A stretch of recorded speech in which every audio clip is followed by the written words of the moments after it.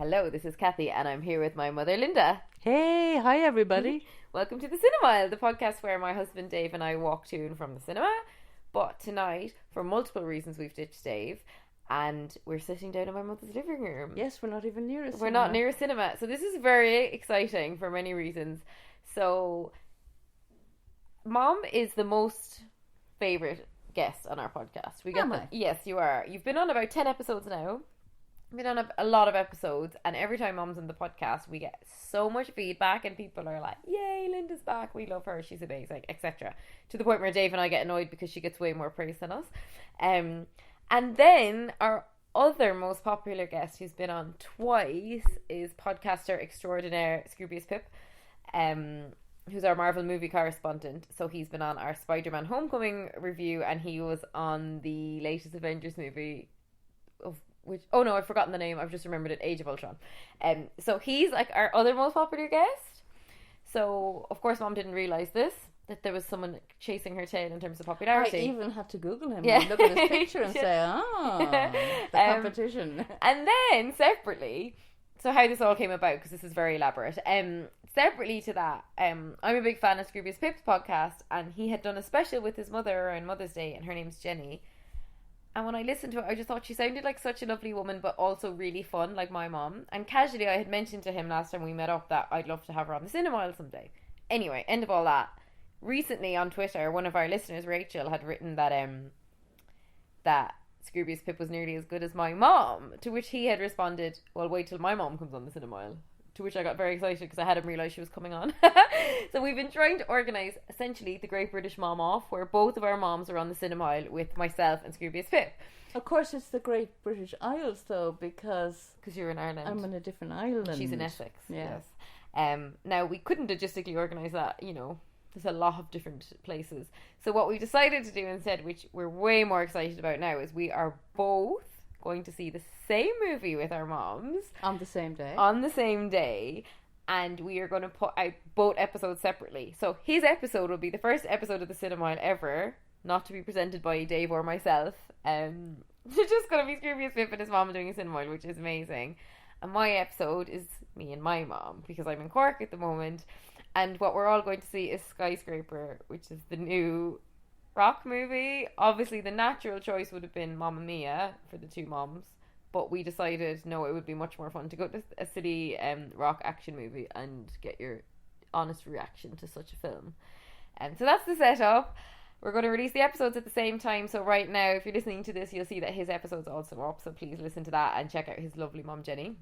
Also, what's his podcast? His own podcast? Distraction Pieces. Oh, yeah. Okay. So it's an interview podcast where he just speaks to really interesting people, but I think that the best was his mom. She's telling stories about his grandmother, and it was just really nice, and she's just really funny. Now, okay, all that being said, Mom, we were all organised to go to the cinema today on the day of release of Skyscraper in Cork, and we had Dave's mother over to get another mother in the mix to mind Oscar, and my sister-in-law Danielle was over as well, who's also been on the podcast. And we were all ready to go to the cinema, and we were packed, ready to go, and we were excited. Oscar had like a toy, is it a toy car? A toy car, a toy train or something. It was a train. And it was on the floor, and I went upstairs for a minute. Next minute I come down, Mom's actually lying on the living room floor, which I thought, wow, she's like really trying to show off to Dave's mom, because she'd never get down and play with him like that on her own. And then realised the whole room was completely silent, and Mom had actually fallen on her very bad hip. So it wasn't funny, and I didn't mean to laugh, I'm sorry. No, it's just a natural reaction when someone's fallen. And Oscar got upset, he cried and everything. He did cry. But to put it in context and to give you a visual, I did my right leg went off on the carpet, on the rug, my left leg went out on the truck, so I did a full split. Jean-Claude Van Damme. I did a full split and landed. I don't know where I landed. I blanked out a little bit. So we didn't make it to the cinema. And I genuinely was like, Mom, like, I'll drive us there. I was like, Scroobius Pip and his mom are at the cinema right now. Like, we can't not do this. Like, so much effort's gone into this. And then, so Mom sat down, we obviously made her a cup of tea with some sugar in it, waited half an hour, and then she's like, I need to go to A&E. So anyway, needless to say, we didn't make it to the cinema. Mom's now had multiple x-rays, has a pair of crutches, and is loaded up on pain meds. Yeah. And a bit of arnica. Nothing broken, nothing dislocated, nothing fractured, soft tissue damage. So we could have gone to the cinema. I'm on the couch waiting for pizza. We could not have gone to the cinema. No, I'm joking. Walk. Okay. Albeit, I think Dave's mother was horrified at me suggesting that, oh, look, we could just go to the cinema, go get the x-ray after. I mean, I just think really we should have gone to Skyscraper because that was the most appropriate thing to do, given you just done the splits. So, you know, this is an action movie. Okay. You were living your own action movie. Okay. So anyway, we are going to go see the movie. We're going to go and see the movie, but I fly back to London tomorrow. So this is a very long intro. Basically, we're both going to go see the movie Monday night now. And sadly, so not on the day of release. Now, it would have been hilarious to be in the cinema in the middle of the day in Cork, just me and Mum. I know we would have been the only people at Skyscraper. Not to be confused with Rampage, which is the Rock movie that was out a few months ago, where he was also leaping from buildings. Now, Mum, what are your feelings on Skyscraper? Do you know anything about it? I don't. And when I heard about it and I didn't know anything about who was in it, I immediately, in my mind, I was going to see Towering Inferno, which was the classic Skyscraper movie from I don't know when. Would have been a bit better than this, probably. I think Paul Newman. Anyway, it was an amazing movie. So in my mind, I was going to see Towering Inferno, and I didn't want to know anything other than that. I just wanted to see a remake of Towering Inferno. But I did catch a clip or a trailer on the television, so I saw that The Rock was in it, and I saw that it looked a lot more modern, but I'm still expecting it's going to be your classic disaster movie. Okay, and that's all I know about it. You've used the word classic. That's a strong word to use for... Yeah, what's the other classic? What was the one where the boat was upside down? Titanic? No, not Titanic. It was like a submarine that was upside down. They had to get to the top rather than getting to the bottom. Pearl Harbor? No, none of those. Doesn't matter. Deep Impact? No. Oh, okay. So yeah, I'm just thinking. But mind you, when I saw it was The Rock, I was a bit disappointed because the last thing I remember seeing him in was flying a helicopter at San Andreas Fault. Oh, I quite enjoyed that. No, didn't do it for me. Well, this will be the same caliber as San Andreas. Okay, So we'll reconvene. I mean, I'm excited because I enjoy a rock action movie. So you're saying A&E might have been more exciting than... Okay. I think so. Okay. So what we're going to do is both go and see it Monday night, and we will reconvene via Skype to record the review. And it'll be seamless. You won't even know we're not together. You won't know we're not together. So we shouldn't have told you really, but that's why we won't be walking. That's how honest we are. So actually, Scroobius Pip and his lovely mom Jenny's episode is going to be way more the cinema format than ours, because they've genuinely, as far as I know, walked to and from a cinema. We haven't heard their episode yet. So stay tuned and thanks for listening. Okay, bye. What's going on? The 96th floor is on fire. You're gonna be just fine, I promise you that. No! Daddy! Tell me, how much do you love your family?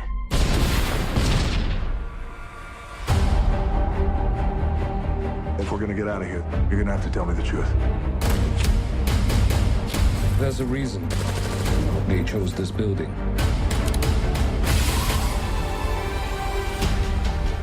Hello and welcome back to the cinema. Hello, Mom. Hey, Kathy. England calling. And here's the vote of the Cork jury. So this is highly exciting. We've gone to see it a day earlier. It's Sunday night. Mom, how are you feeling? How's your leg? I'm just taking it easy and resting, so kind of trying to get used to hobbling about on crutches, but otherwise I'm doing good. Okay, good. And I'm really glad that now that you've got an almost clean bill of health, you hobbled off to the cinema to see this movie on your own. Well, I didn't quite hobble. I do have good friends and I do have lifts, but I did see it on my own. So, like, a bit surreal. And I have to say, I did see it on a local small screen, so I won't have got all the fantastic 3D effects that you would have got. But there you go. Yes. Dedication to the cause, and, why not? It's a fun project. Exactly. I mean, we always want to beat people, so we want to beat Scroobius Pip and his mom. Right. No, Kathy, I think we can drop the "we" out of that. Just having a laugh. So I went to see it on my own as well. It was so funny. I was trying to figure out what best to go, and I ended up realising that I could make the 7 p.m. showing. So I got there. Well, it was supposed to be 7 p.m. I got there at 7:20, and I slightly missed the start of it. But it was a weird movie to be in on my own. Like, I felt a bit conspicuous. Like, I love going to the cinema on my own, but like it was a strange one to be in as a single woman at this blockbuster action movie. At least you weren't a couple of years older and on crutches. It's like we're so desperate to see The Rock. And Mom, you did some research for this movie, didn't you? What did you watch last night in It preparation? wasn't a whole lot of research, but I had mentioned when we did our before talk that I was expecting it to be a bit like Towering Inferno. So given that I'm catching up on junk food and movies, I watched Towering Inferno last night. And so I won't say it was research, but it was interesting because I had talked about what was in my mind a classic disaster movie, so I can go to that later. But yeah, I watched Towering Inferno and then I watched this, and they're not dissimilar. Like, to put this in a nutshell, how it was for me, it was a bit like Towering Inferno meets Die Hard meets Total Fantasy, and meets sort of a bit of, it's almost like a superhero movie, even though he isn't a superhero, because he certainly seemed to have superpowers in a sort of normal body. So it was Sort of normal body. it was all genres seemed to come together. But I have to say, I'm nostalgic for the old movies, and the one thing that did strike me, Towering Inferno is 2.5 hours long. That was the standard back in the early 70s, long movies. So I got bored. It doesn't have the action that this has. Much slower pace. Interesting. Much more drawing out of personalities and relationships and characters. We don't get that anymore in movies. So that's just something to note. And who would you rate in terms of attractiveness, Paul Newman or The Rock? Oh, that's sort of a no-brainer. Paul Newman. Paul Newman. I thought so. Yeah, do you know what? It's so Die Hard. It's exactly what I I'll was tell you thinking. what, sorry, I have to interrupt you on the Paul Newman, because my mother had such a thing for Paul Newman. She would go weak. And I remember her going on about him, and I was thinking, oh my God, he's just an old man. But I looked up his age in Towering Inferno, and he's only 50. And I was like weak for him last night. I was reminding myself of my mother. Anyway. You were thinking, oh, what a young, handsome man he What a is. handsome young man. But yeah, I think the Die Hard thing's hilarious. And also for me, there was a big scene in it, which was just Mission Impossible 4, Ghost Protocol. Have you seen that one when he's in Dubai and he's climbing up the massive tower, the world's tallest building? No, I haven't. Yeah. I mean, there's a scene very reminiscent of that as well, which we can get to. But say, before we go to Spoiler Street, or in your case, Spoiler Sofa, Spoiler Couch, with your leg propped up, what is your overall impression of the movie? Did you enjoy it? What did you think of the cast? What did you think of the action? Okay, my overall impression, I kind of was determined not to like it. I had many preconceived notions about why I wouldn't like it, but I actually ended up getting caught up in it, and I ended up enjoying it, and I ended up sort of rooting for everybody's survival at the end. So it kind of carried me along, and I do like that. It was there was no slow moments, plenty of action. So overall, I enjoyed it. I'm not saying I rated it very highly, but I did enjoy it. And you? Yeah. So The Rock actually made a movie a couple of months ago that I kept getting mixed up with this because they looked really similar, which was called Rampage, which I did enjoy because I enjoy action movies, and I think The Rock's a really good leading man. But this I loved, and it was so funny because I was in the cinema. Now, the 3D was awesome, I have to say. It was really good. And I was in a really big screen in View Cinemas with 3D, which I was annoyed I'd gone to see it on 3D. It was only that the time suited me, and then in the end I was really glad. Like, much better 3D than the other 3D movie I've seen lately, which was Solo. This was way better than that and way brighter to look at. So yeah, I really enjoyed it. Like, I knew I would enjoy it because it's basically like my ideal kind of Sunday night blockbuster, but I actually enjoyed it more than I thought. And unlike Rampage, I did emotionally connect with the characters as well, and I teared up a couple of times, and I really bought the family unit. And I just thought the action sequences were the best I've seen in ages because they kept coming. They were relentless, which I really enjoyed, and people in the audience were kind of gasping and putting their hands over their eyes, and I was doing it too. Yeah, I just thought it was really fun movie, and visually was very striking. And I think The Rock was like the only person who could have done that role and actually carried it off. Like you said, he's a bit of a superhero, but he carries it off in a way. He's not as everyman as Bruce Willis, but he carries it off in a way that you kind of believe that he could do it. I mean, he's just a regular guy who's built like a house. And then they give him the fake leg, which they did some fun stuff with later. So that I find it all really enjoyable. Like I would really recommend it as a blockbuster. Now I was reading in the taxi back home that it hasn't done very well in the States and it's not getting great reviews, albeit some people are really enjoying it. But I think as a summer blockbuster, it's really fantastic. Now the only thing is it's sorry, Mom and I are recording on the internet, so there's probably going to be some pauses where we're politely waiting for the other person to speak. It's funny because it's Mission Impossible is launching in a couple of weeks, the newest Mission Impossible, and I can't wait. And I know, Mom, you love it as well. We're big fans of the franchise. I don't think it's going to be as good as a Mission Impossible because it doesn't have the intrigue and the silly gadgets, but it just has like the pure physical adventure. I think you're right. I mean, obviously, it's just remarkable what he can do with his body, or what they can make him appear to do with his body. And without going much into spoilers, there's a scene where he literally has like duct tape on his hands and he's falling down the side of a building. Which I'm sure must be in the trailer. I haven't seen the trailer, but when I was leaving the cinema, they had, when they've like rolling footage of a trailer on massive screens, and it was that. And that was the scene, right, in Mission Impossible Ghost Protocol, where he's climbing up the Burj Khalifa building in Dubai, which I did see that one in IMAX before, which was awesome.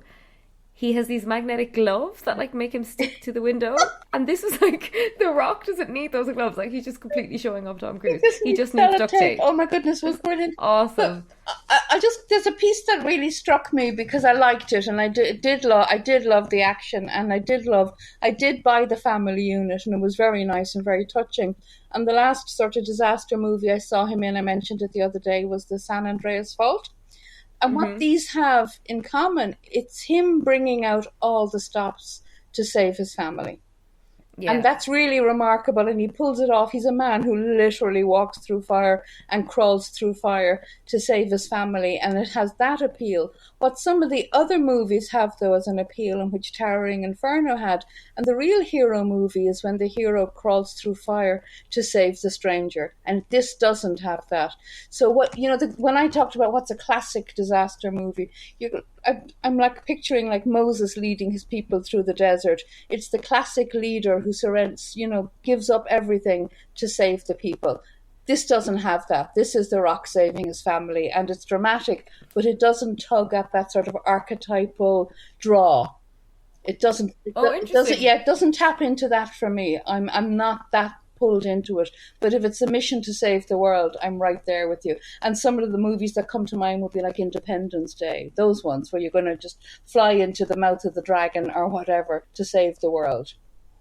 Yeah, but then Independence Day, the core of it is just Will Smith trying to save his family. And like John McCain in Die Hard, the core of it is him trying to save his wife. And it's funny that you like the macro because I like the micro. Yes. Like, I'm not interested in the world being saved. I only want like someone's kids to be saved. Yeah, maybe that's an age thing as well. Maybe it's an age or a stage. I don't know, but yeah, that is a difference between the two genres or the two types of movie. But I did believe the family unit, and at least in this one, rather than San Andreas Fault or whatever that one was called, he didn't care who got killed in his pursuit of saving his daughter. That's not here. There aren't sort of random people being sacrificed on the way to save his family. So that was good. Yeah, that was good. There was no sort of just casualties by the wayside. It was just very focused and very direct, and yes, stunning. I mean, the scenes and how they even created that, working with all the fire, must have been quite extraordinary.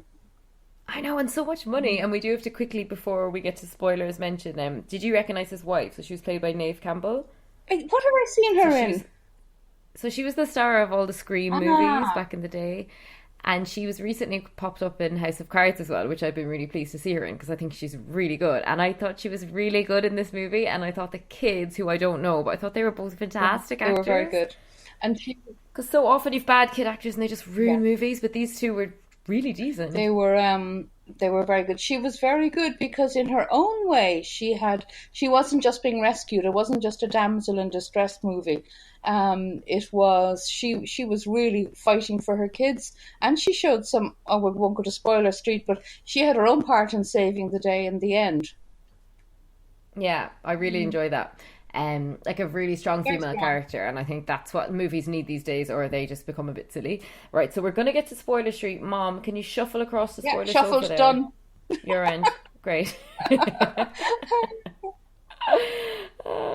Okay, Right, we're on spoiler street. We're going to get to specifics. So in my taxi home, and by taxi I mean Uber, I made note of loads of things that I enjoyed. Did you write any notes, seeing as you're on your own? Or are you just going to...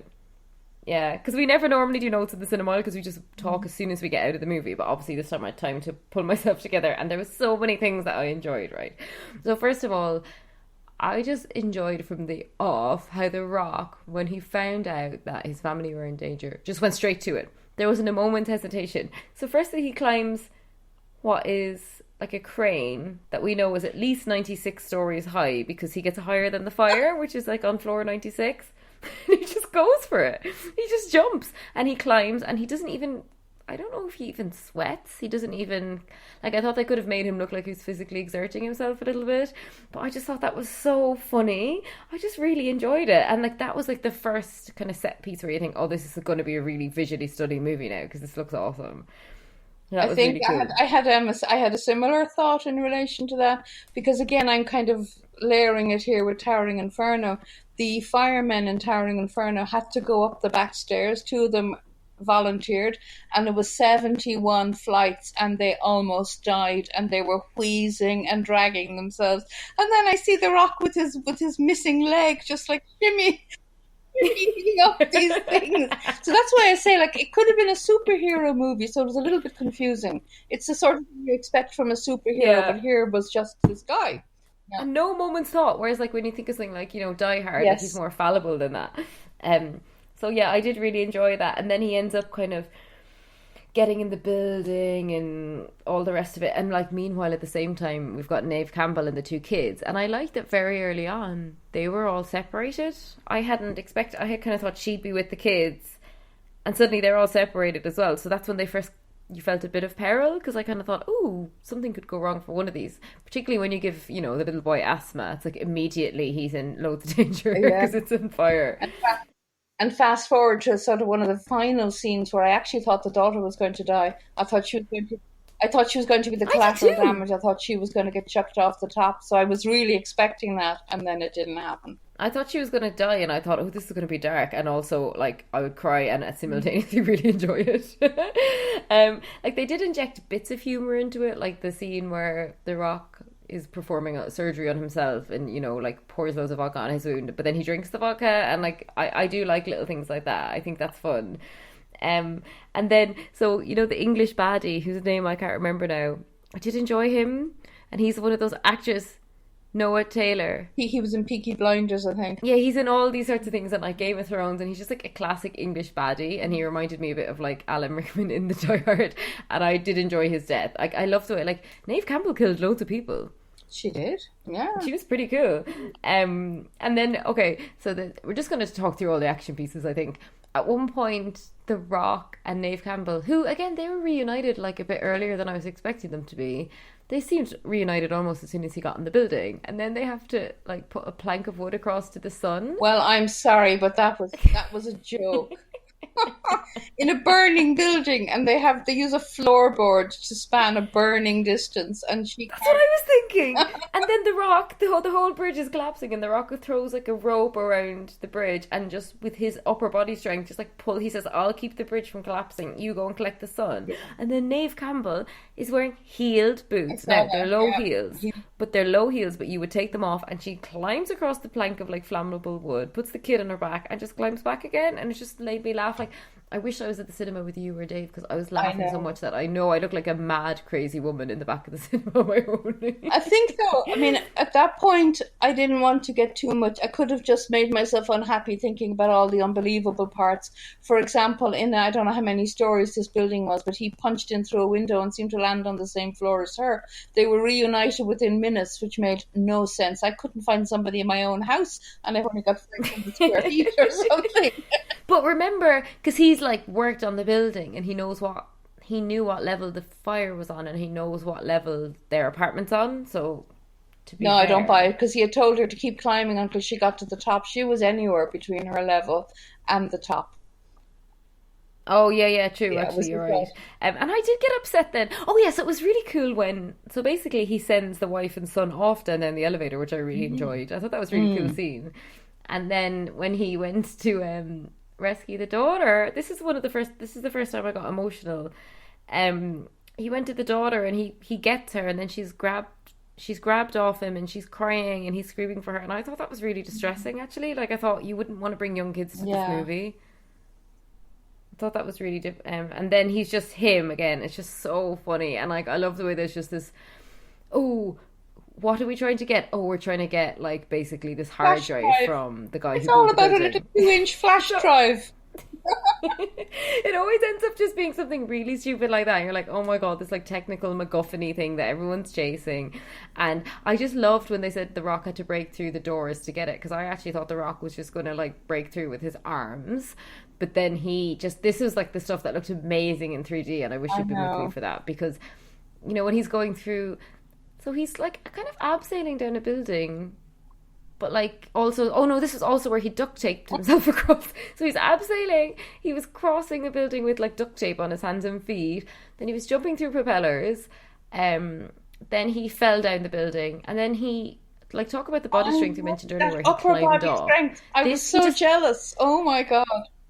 It was amazing. So for anyone who hasn't seen, you shouldn't be on Spoiler Sofa, but he's like hanging upside down by nothing. By the fake foot is attached to a piece of rope, and he's hanging up completely upside down, so head up towards the ground, and then the foot starts to slowly come out of like the peg, and then he manages through upper body strength and core to like get himself back up again, and then he climbs about 20 stories just on a rope. So that was awesome, and that was amazing, and I was so excited by that scene, and I was actually really annoyed that I was on my own. Oh, do you know what I loved, actually? And this is something that did work, even though we didn't have the appeal of him saving the whole world. What we had was the whole world rooting for him. What did you think of all the people down on the ground floor, all the people who are watching this happening on big screens, and they all cheering for him and rooting for him? I liked that. I loved that, and then I was like rooting, and then I thought, wait a minute, if this was happening right in front of me, I don't think I'd be like hanging around the base, because surely at some point like the structural integrity of the building is going to go. So they're all just standing around the base of this world's tallest building that's on fire and just like cheering and filming and stuff, which I thought was really weird. I think if you're going to watch it on a big screen, like go home and watch it on the big screen. Would you hang around and watch it? Yeah, I mean, exactly. and I'm going to go back to the other one, Towering Inferno. At that point, when it looked like the whole building was going up, the fire chief said, "Move everybody back 2 blocks." It was far more practical. That's a sensible fire chief. Yeah. Speaking of, what did you think of I think he was like the police lieutenant or sergeant or something. And he like very quickly goes from thinking the Rock's a suspect to being like, my God, that man's just going to save his family. I know. And then Neve Campbell gets out and she's like immediately identifies that what the baddies are up to, that they're going to get their parachute, they're going to jump out and land in this building site, which is all fine. And then she goes to the building site with them. I was thinking, surely they'd be like, this is a police matter, you don't need to come with us, you can stay back here with your child who's like basically dying of an asthma attack. But she's just like goes along for the ride, which I did enjoy. And then I thought her fight with the kind of female baddie was really good in the car. Very good, yeah. She's a good physical actress, isn't she? She's good, and she was feisty. It was very real, very authentic. Yeah, I loved her. And then I just think, I mean, speaking of her, like I thought it was really cool at the end, the way ultimately The Rock, whatever his name was in this movie, who knows, thought that him and his daughter were going to die, and he's just hugging her and saying, I love you, I'm sorry. And I was crying at that bit. And then actually Neve Campbell saves the day, and she manages to override whatever technical things and get all the fire stuff up and running, and the fire immediately extinguishes somehow. And I just love that she did that at the end. I thought that was really cool. I think she's like a very strong character in the movie. She's not just a sidekick, but the technology of the building made no sense to me. Like, okay, I missed the first 5 minutes, I will admit that, because I was late. Oh, it was all, Kathy, it was all explained in the first 5 minutes.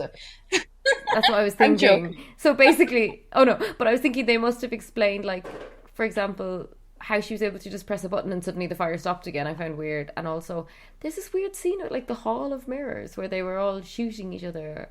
And I thought this must have been set up earlier, because it doesn't really make any sense. Oh, you missed that. Okay. He was given this pad that could control the whole building, and he was taken up to this room just to show it.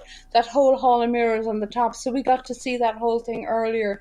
And the guy who was showing him around at one point was talking to him, and he said, I'm actually behind you. the way it was. So that whole scene was set up in the beginning. Yeah. Okay, yeah, And it that was makes sense because I spectacular. thought this is it. I mean, yeah, it was just for me because like, and I guess it had been set up earlier, but it was kind of boring because I guess I didn't know that bit was coming. So I just thought, oh, get out of here already! Just watching all these weird like mirrors and reflections and stuff. Oh, so you actually missed a bit, Kathy, because you missed the opening scene where it gave the backstory. He had been shot. He was pretty much, mutilated and well banged up, and she was the attending doctor who said, "You're going to be okay." That's where they met. That was the first. Oh, I wish I'd seen that Yeah, because yeah. I really liked them as a couple anyway. Oh, damn it! I thought I just missed like some building exposition. Maybe we'll go again or catch it on DVD together. We'll catch the first 5 minutes of it together and then we'll quickly turn it off. Like, but it's one of those movies that, like, I really strongly recommend someone go and see in the cinema. Like, total laugh, really nice. But like, I would never watch it again and probably will have forgotten it tomorrow. Yeah, I mean, from my point of view, I would say, except for the situation that was in it, I'd say if you're going to see it, go see it with some friends and go see it in 3D and have a laugh. But honestly, I don't think it's not a great human interest story for me. It didn't really tug at me at all, but it was just fun to be doing this. I know, if only we'd gone together. I know. But I do enjoy The Rock. Like, every time, I actually, and he had a grey beard this time, which was like his key point of difference. But every time I watch The Rock in a movie, I just get really happy. And like, except Baywatch, which was a terrible movie, and he should never have been in it. And I didn't like him in Baywatch either. But Okay. he You just like him in movies, do you? he just has something really nice about him. I think that he always appears like he's like obviously physically ridiculous, but he just seems like a nice guy. Like, he pulls it off. And I think it's hard to pull off. And he's a really funny actor as well. We watched him recently in Jumanji. Have you seen that, the Okay. remake, not the Robin Williams one? No, I haven't. No. No, he's just really good in that. Like, he's really funny, and I just think like this movie plays to his strengths, and I did enjoy it. But it's weird that it came out the same year as Rampage, or within a couple of months, because Rampage is him also leaping around buildings and saving people, but he's saving apes, so it's less interesting. He's fit. I'm going to tell you something funny, maybe, but just before we wrap up, which was the security guy, the head of security in Towering Inferno, played by O.J. Simpson. I was like, whoa! Oh, really? Yeah, O.J. Simpson did a fair weird. job. Now, obviously, he wasn't pulling off the stunts that The Rock was pulling off, but yeah, he was the head of security in the building. Oh, weird. Did you feel weird watching it then? A little bit weird, yeah. Oh yeah, funny, because you watched, didn't you, last year, that show that Dave and I loved, the American Crime Story. So good. Where Cuba Gooding Jr. The Trial of O.J. Simpson? American Crime Story, Okay. Cuba versus O.J. Simpson, which, yeah. separate note, highly recommend to all our listeners. Yeah, definitely. Mom, do you know what? You're such a trooper, because I know you're in a lot of pain. I was just wishing I had his bionic leg today. I had all sorts of envy. But I love, like, his like fake leg actually works so often, right? At the very start of the movie, when his like friend's beating him up, the friend goes to pull on his leg, accidentally pulls off the fake leg. Later on in the movie, he hoists himself up a building by the fake leg, and then later on in the movie, he's like kissing his fake leg. I'm like, wow, they're really embracing this like amputation plot. It was really good. But I think standout. He used the fake leg to jam open the doors of the penthouse. Oh yeah, that was awesome. So that was the scene. I think you should start doing, like, maybe just do a couple of little scenes for us with your crutches, and then we can put it up on our Instagram stories. I think I could do. I think when we're finished, I'm going to get some duct tape. It was like an ad for duct tape. The whole movie was like sponsored by duct tape, wasn't it? And I'll see, can I get from one side of the house to the other, sticking to the walls? I think that's a really good idea, especially when you're home alone. I think I've too many painkillers. I think you've had too many painkillers. And anyway, speaking of Instagram stories, Mom, do you follow the Cinemile on Instagram? Oh, I do. You do. Now, last time you were visiting us, when I went into your Instagram, you weren't following us, and I hit follow. So you do need to be held to account for that. Do you follow us on Twitter and Facebook? I follow you on Twitter. I definitely follow you on Facebook, although not much happens on Facebook. I may say. Yeah, I have to say we're a bit more on our Twitter and Instagram. And have you given us a 5-star review on iTunes? I have actually. You off have? somebody else's iTunes account, but I've definitely given you a review. Well, yeah, because you can't make it look too obvious that it's my mom leaving the review. I'm not too happy with this interrogation. But Mom, thank you so much. You're such a star. Miss you already now that I'm back, and again I apologise for what's essentially Oscar's fault of leaving his toys around the floor. I know, toy truck. And don't forget to hear the first ever Cinemile episode that is neither presented by Dave nor me. Head over to the Distraction Pieces podcast and check out Scroobius Pip's review alongside his mother of Skyscraper. All right. Okay. Bye. Bye. Love you. Bye. Love you. My family is the only thing that matters to me right now.